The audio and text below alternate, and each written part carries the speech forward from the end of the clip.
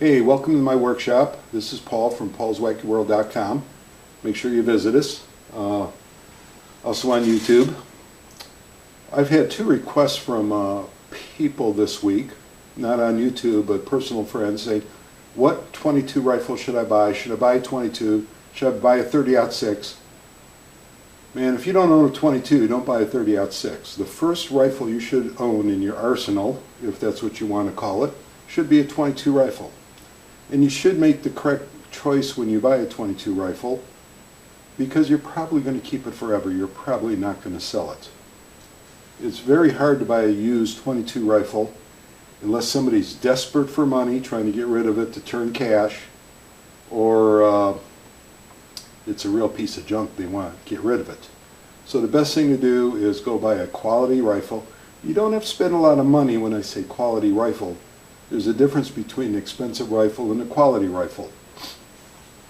I want to take you through some choices here so you can make the right decision. I have kind of a standard assortment of rifles here in front of me, and I'll tell you the advantages and disadvantages to each one. Probably the most popular .22 in the world, at least in the United States, is a Ruger 1022. This is the workhorse of the .22 industry. Everybody should own one of these, at least once in your life. They're a really quality piece. They shoot really well. They're manufactured, with precision. They're not a junk rifle or sheet metal. It has what they call a rotary magazine.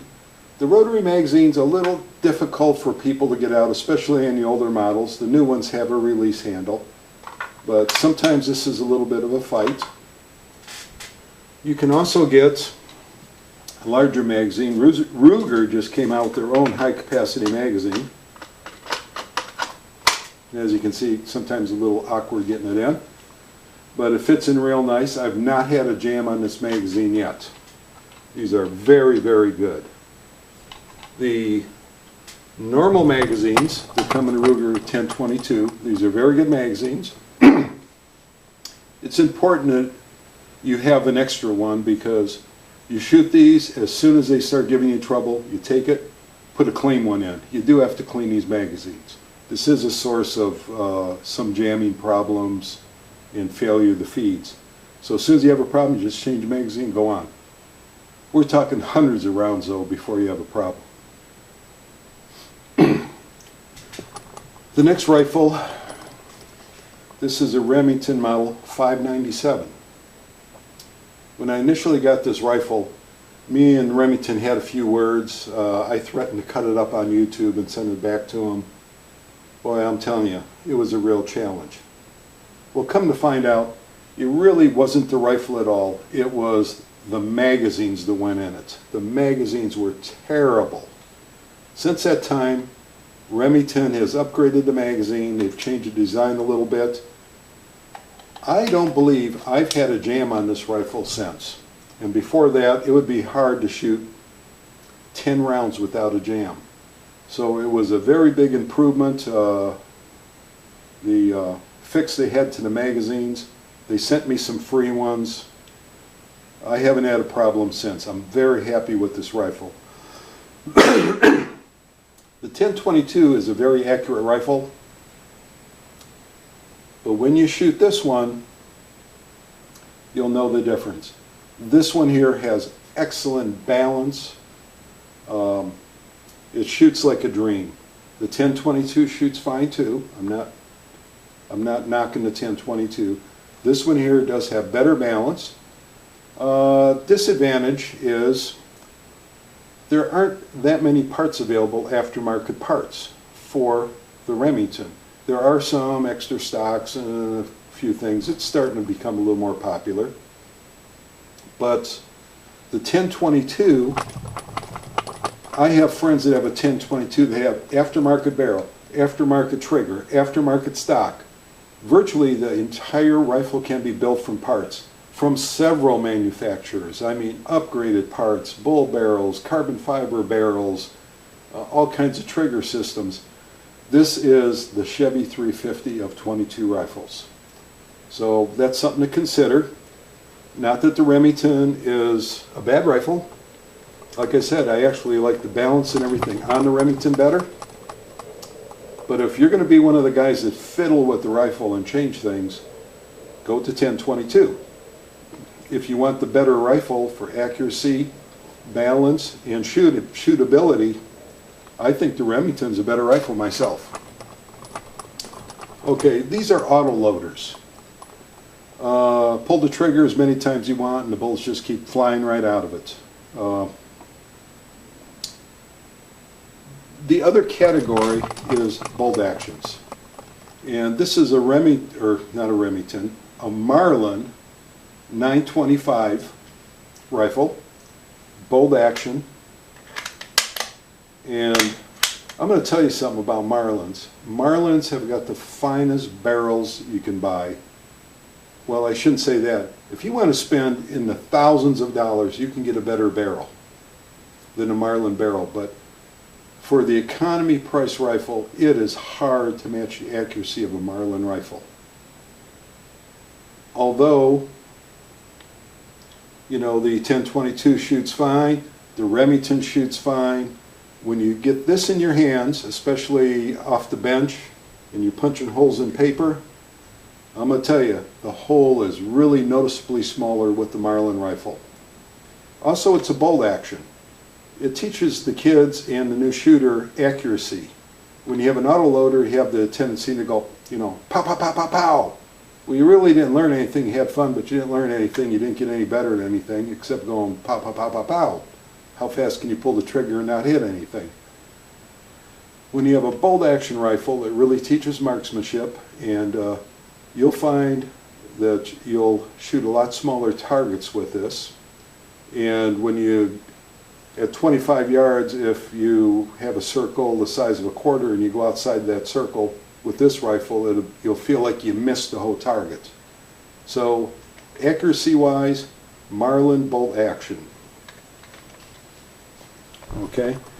The other thing is, on any of the autoloaders, they autoload because of the blowback. So you're losing just a tiny bit of power moving the mechanism back. How easy the mechanism goes back, the time of the day, the temperature outside, that can be different pressures and can affect the bullet ever so slightly in its trajectory. So bolt actions are always a little bit more accurate than autoloaders. Another thing to consider is if you're getting a rifle for your son or something like that, is to go to the small Marlin, the XT-22. This is the rifle I selected, not that it's the best rifle. Guess what? Micro groove barrel, the same as the other ones. This thing is incredibly accurate. It's scary accurate. I can't believe how a gun that looks like a little toy can be that accurate. But then when you stop and look at it, you'll find everything on it is exactly the same as the big Marlin, except the barrel shorter and the stock shorter. That's the only differences. I believe the bolts I can change between the guns. They look exactly the same. Again, it's not an autoloader, it's a bolt action. The reason I selected this is it has a magazine. Many of the other youth guns, youth rifles they sell, don't have magazines. It's single shot. You put a bullet in and cycle it and go pow, and you have to get with reality. They're going to outgrow that real fast. Get a magazine? Hey, guess what? This magazine and the magazine in this rifle are exactly the same. So they're not going to outgrow this. In fact, if I was going squirrel hunting, I would consider taking this. It's a little short rifle, but you know what? Easy to carry, easy to point, incredibly accurate. I'm real happy with this rifle. It is considerably shorter.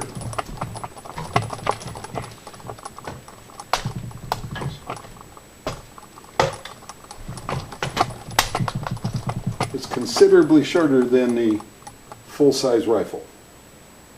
But that's okay. It's perfect for kids. If you have a son that's,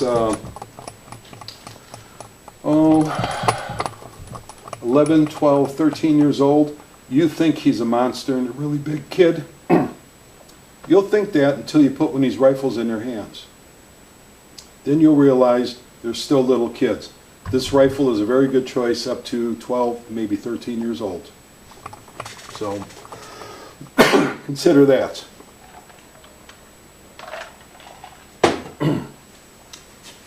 Now, some people are going to criticize me because on the youth rifle I have a scope. Well, yeah, all kids should learn to shoot with iron sights too, but reality is they're going to use a scope. A .22 rifle does not have a lot of knockdown power. It's all about shot placement, shooting the tightest group you can. Yes, there's people who can shoot tight groups with iron sights, but let's get real, the scope is really the way to go. Even a crappy scope, I mean, geez, on this Remington I really like, I got the crappiest scope in the world. It's one of them discount BSAs, not a good BSA, one of the crappy ones. But you know what? On the .22 it doesn't make a difference. A fixed power, 4-power scope, even a crappy one you might say, is fine for a .22. On the 1022 I have a variable power 3 to 9 Tasco. And the youth one over here I got a Bushnell 3 to 9. Usually on the variable ones you're going to find you got them set about 3 to 4, maybe 5 power. 4 power is just perfect. So I really like the scopes. I have kind of a little thing to tell you here. I was at a school board meeting one time and one of the teachers teaching math wanted to have a little special segment in his math course that taught him how to use calculators and stuff like that. And a lot of the teachers were really against it. No, in math they got to do math and they got to do it the hard way. And he says, well, sometimes you kind of lose what you're really doing when you do that, because you get all caught up in actually adding and subtracting instead of the mechanism for what you're trying to accomplish. And they told him absolutely not, and it wasn't realistic for him to do that. A little while later in his discussion he said something about, oh, well, what percentage of the class or budget goes to this and this and this, and how does that fit into the total budget, how many thousands of dollars? 3 of the 5 school board members pulled out calculators. He really didn't want to know the answer. He yelled, there, that's reality. 3 of the 5 are using calculators. The other 2 would be using them too, but they didn't bring them. So I'm a big advocate of moving to a scope pretty rapidly because that's really what you're going to do. Ammunition-wise, I've tried everything, velocitors, stingers. The ammunition I recommend is probably like the Remington. They call these golden bullets. You buy these at the store, they're discount. These had a very bad reputation, but now it says new and improved. They had a good reputation for being accurate. They had a bad reputation for having duds in the box. Since they've put this on the box, I've not had one dud. Very good ammunition. The other good ammunition is CCI. Anything CCI makes is great ammunition, very reliable. I don't believe I ever in my life had a dud in the CCI. Very good ammo. I recommend shooting plated bullets, copper coated, jacketed, whatever they call them these days. Don't shoot raw lead, it'll just gum up your barrel. People are going to argue with me, okay, this movie is intended for people starting. We're not talking about experts that know all about bullets and everything. Shoot the golden bullets, or CCI, or any other plated bullet. I've had good luck with the CCI and the Remingtons myself. That's just a recommendation. If you're going to shoot .22 caliber, the holes are pretty small at 25 yards. I would really recommend getting some metal targets. After you get the gun sighted in on paper and you're sure of what you're doing, get these. When you hit these, a loud clang, they spin around. give you instant gratification, instant feedback that you shot. When you shoot this one here at 25 yards, it really doesn't make a difference where you hit it, just hitting it is a challenge. Especially if you're not on the bench, if you're standing offhand. I guess one other thing I ought to cover is sighting a gun in. With the scope at a standard height on a 22, if you zero it at 25 yards exactly, you'll find the scope and the bullet will intersect at 25 yards. The bullet will go above the path a little bit and come down and intersect the view through the scope again at 50 yards exactly. I made a little illustration. I don't know if you're going to be able to see it, but there's the scope, there's the barrel, and you'll see that the bullet intersects at 25 yards, goes above the line, comes back down to 50. So the gun will be sighted in perfectly at 25 yards and 50. If you put a target at 15 yards, it's going to shoot a little low. If you put one past 25 yards, the bullet's going to be a little high. Don't keep chasing it with the scope. Learn to deal with it. 25 yards is where you sight in a .22 caliber rifle normally. But this is an assortment. This is only a recommendation. There are other brands out there, and quick review, 1022. This is the workhorse of the 22 line. Everybody should own one once. You can get all kinds of parts. Fantastic gun. Remington 597. Hey, I really like this gun. This is really great. I can't think of any drawbacks to it. Wonderful gun. Again, we're talking fairly low price rifles. The Marlins, especially in the bolt action, they've got several different models. If it's a Marlin, it's got a micro groove barrel. This is a 925 with a micro groove barrel. I don't know if they make one without a micro groove barrel. Excellent choice. If you got a young boy, here's a Marlin. Again, a youth rifle with the magazine. So these are kind of recommendations, kind of a little overview. You decide what you want. If it's an autoloader, you'll find yourself and your kids just wasting ammo. If you go to a bolt action, you'll learn to shoot a little bit better. You can shoot a little bit better with the autoloader too if you can control yourself. So there you have it. Thanks for watching my movie. I hope this helped you. I'm trying to give you the same information that I gave my friends. If this helped you a little bit, let me know. I don't think I said anything wrong, but again, I'm not pointing this movie at experts. These are for general first-time rifle buyers. It's just, and this is all my opinion. So have fun, shoot straight, shoot safe. Bye.